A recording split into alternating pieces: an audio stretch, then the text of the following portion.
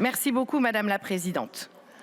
Donc, 700 amendements, 50 acceptés, dont 19 du rapporteur, que je salue, à l'essentiel à caractère rédactionnel.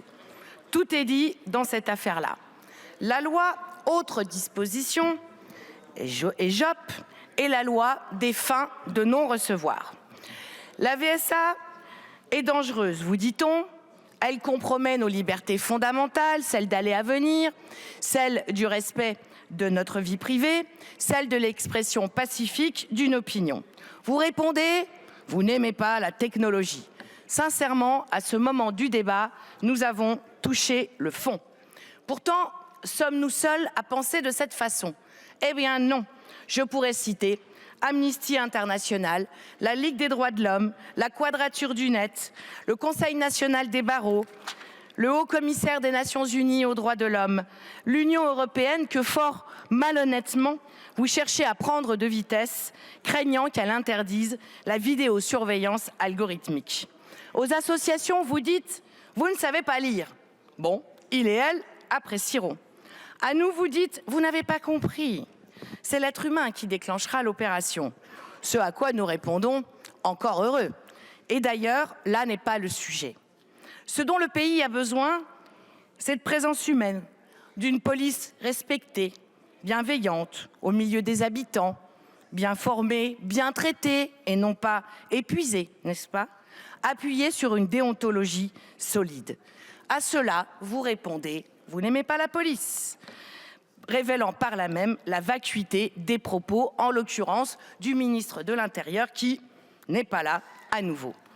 Si la pétition demandant la dissolution des équipes de Brave M connaît un tel succès, comme je le disais la semaine dernière, c'est parce que les Français ne veulent pas de cette police. Elle les effraie, tout simplement. Arrêt immédiat de toutes les violences policières, comme le disait Léo Walter la semaine dernière aussi. Les JOP ne peuvent pas être prétexte au tout sécuritaire, car outre la vidéosurveillance algorithmique, nous allons donc avoir droit au scanner corporel à ondes millimétriques, à l'équivalent de la population parisienne passée au crible des enquêtes administratives de sécurité, criminalisation, il n'y a pas d'autre terme, des militants et supporters dans les stades.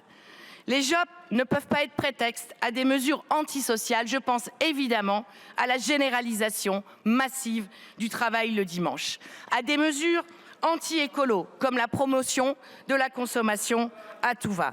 À cela, vous répondez, vous n'aimez pas les JO.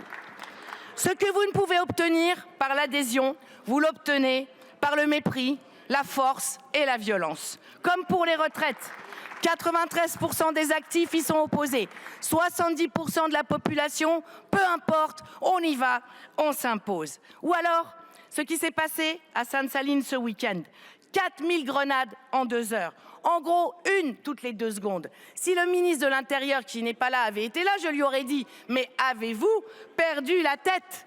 Avez-vous perdu la tête ?» 3 morts, 3 situations de personnes qui sont entre la vie et la mort. Quel gâchis!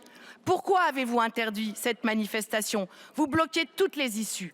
Tout compromis. Il faudra faire la lumière sur ces événements. Il y aura une enquête parlementaire. Et alors, il faudra s'expliquer avec précision sur qui et comment cette violence a été commandée.